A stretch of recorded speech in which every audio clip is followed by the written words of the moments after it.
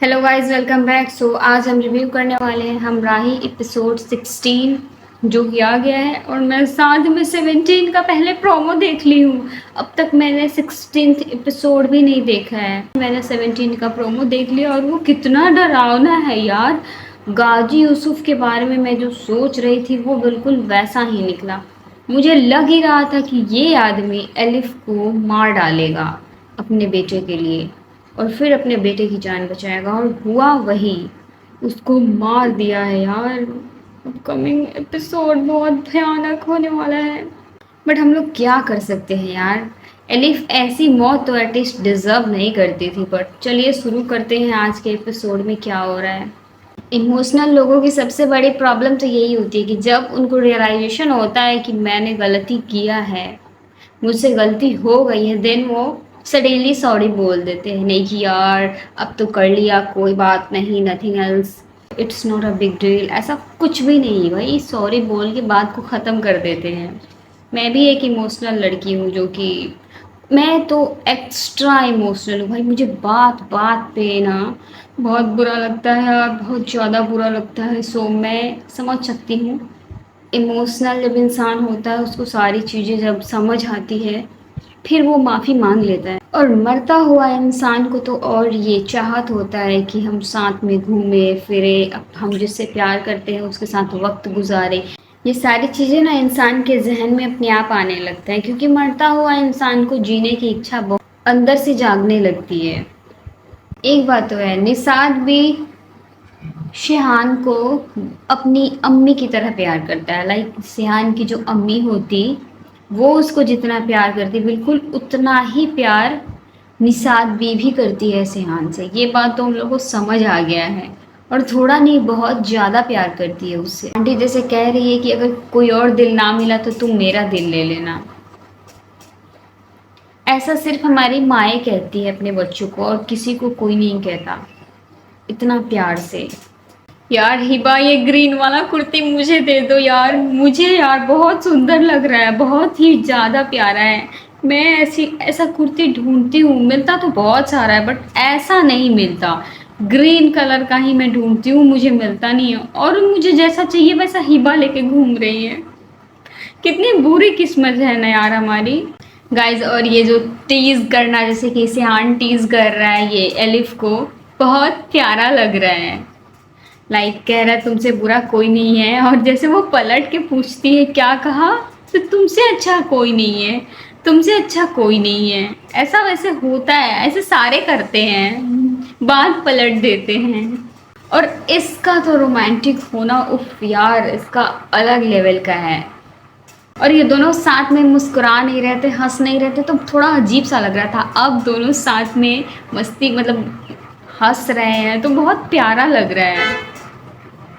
यार हिबा बहुत प्यारी लग रही है ब्लैक कलर की साड़ी में।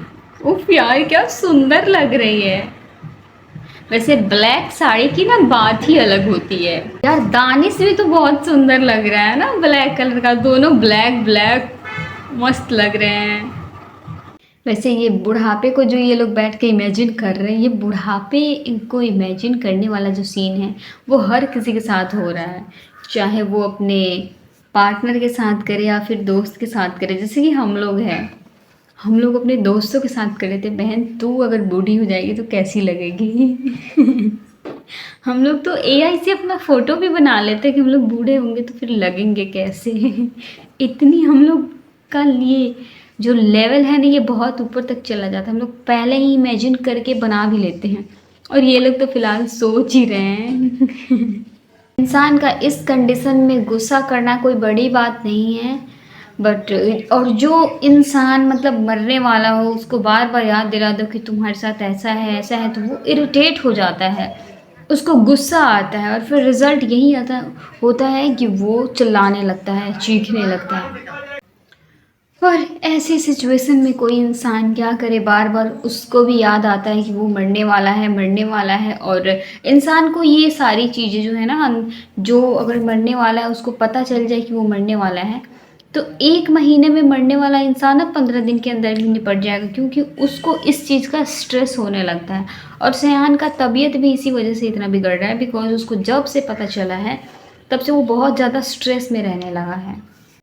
एलिफ बैठ के गाजी यूसुफ अंकल को कह रहे कि आप ये सब क्यों करते हैं, आप छोड़ क्यों नहीं देते, आप अपना रास्ता क्यों नहीं बदल देते, लोगों की डेथ सर्टिफिकेट साइन करना बंद कर दीजिए। एलिफ बेचारे को क्या पता है कि नेक्स्ट डेथ सर्टिफिकेट उसी का साइन होने वाला है, वो भी यही करेंगे गाजी यूसुफ, उस बेचारे को भी नहीं पता। और ये बैठ के यहाँ पे जो ये कह रही है, ये इसी का कहा इसी के ऊपर पड़ने वाला है। इस बात का मुझे बहुत दुख है भाई। और एलिफ जो कह रही है वो नो डाउट कि वो गलत कह रही है, बिल्कुल सही कह रही है कि इंसान जो कर्म करता है ना उसके अकॉर्डिंग उसको उसका फल मिलता है।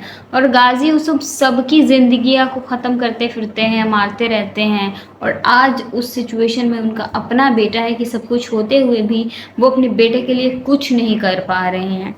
गलत नहीं कह रही है, बिल्कुल सही कह रही है। लेकिन इन्हें क्या, इन्हें तो किसी के कुछ कहने से सुनने से कुछ फ़र्क ही नहीं पड़ता, ये तो अपना ही करेंगे। वी नो दैट कि इंसान को ना सब कुछ जानने की इच्छा होती है, वो सोचता है कि यार हमें सब कुछ पता होना चाहिए, मेरे पास कितना वक्त है, मैं अपने अभी कितना ज़िंदा हूँ, क्या कर सकता हूँ, सारी चीज़ें इंसान के दिमाग में बहुत तेज़ी से चलता है और उसको पता करने के लिए जो बन पड़े वो करता है। लेकिन सियान को ऐसे अकेला नहीं आना चाहिए था। अगर अटैक आया फिर कौन संभालेगा यहाँ पे, ये सारी चीज़ों का ध्यान रखना चाहिए। बट ये है भी तो बहुत बड़ा जिद्दी ना। एलिफ की गलती तो है कि वो लेट से आके बताई है, जब कोई पेशेंट है वो वो बीमार है, वो बाहर गया है, तो इसको टाइम टू टाइम आके बताना चाहिए था कि वो बाहर चला गया। बट कोई बात नहीं है, गाड़ी में ट्रैकर होने का सबसे बड़ा फ़ायदा यही तो है कि कोई भी कहीं भी जा रहा है, ट्रैक करो, पता चल जाएगा गाड़ी कहाँ है, और इंसान का भी पता चल जाता है कि इंसान है कहाँ। ट्रैकर होने का ये सब फ़ायदा है। सो गाइस, हो वही रहा है जिस बात का हम लोगों को डर था कि इसको अटैक आएगा, अकेले आया हुआ है, अटैक आएगा और फिर पता नहीं क्या होगा। और इसको वापस ये अटैक आया ना, यार मुझसे ना ये सीन देखे नहीं जा रहे, मेरे आँख में आंसू भर रहे हैं यार, मेरा रोने का दिल कर रहा है यार। मैं इमेजिन कर रही हूँ कि अगर ऐसा हम लोगों के साथ हो फिर क्या होगा। मैं किसी भी सिचुएशन में ना, किसी भी मोमेंट को ना, मैं खुद को वहाँ पे रख के सोच लेती हूँ और फिर मुझे बहुत बुरा लग रहा है भाई, मुझे बहुत बुरा लग रहा है, मुझे रोना आ रहा है, लिटरली मुझे रोना आ रहा है यार। यार अब तो सियान भी कह रहा है कि मैं कहता था ना कि आपके किए का खामियाजा मुझे भुगतना पड़ेगा, और वही मैं भुगत रहा हूँ। बेचारा वो भी कह रहा है, उसको भी इस चीज़ का एहसास है। इसीलिए ना इंसान को कभी किसी के साथ गलत नहीं करना चाहिए। और गाजी यूसुफ अंकल ने किया है, बहुतों के साथ गलत किया है, बहुत किसी का डेथ सर्टिफिकेट बनाया हुआ है। आज उनका खुद का बेटा ज़िंदगी मौत का जंग लड़ रहा है, और ये बहुत पेनफुल होता है अपने ही बाप को अपने सामने रोता हुआ देखना, जो कि एक पत्थर चट्टान टाइप का बहुत ही मजबूत इंसान होता है। हर किसी के फादर बहुत मजबूत इंसान होते हैं, वो जल्दी टूटते नहीं हैं, और उनको रोता हुआ देखना एक बहुत बड़ा, मतलब आई कांट एक्सप्लेन यार, I can't explain. So guys, यहाँ का कंडीशन और ज़्यादा क्रिटिकल हो गया है। सो अपकमिंग प्रोमो तो आप लोग देख ही चुके हैं। सो गाइस, आज के लिए बस इतना ही, मिलते हैं नेक्स्ट वीडियो में। वीडियो को लाइक कर देना, चैनल को सब्सक्राइब ज़रूर कर देना।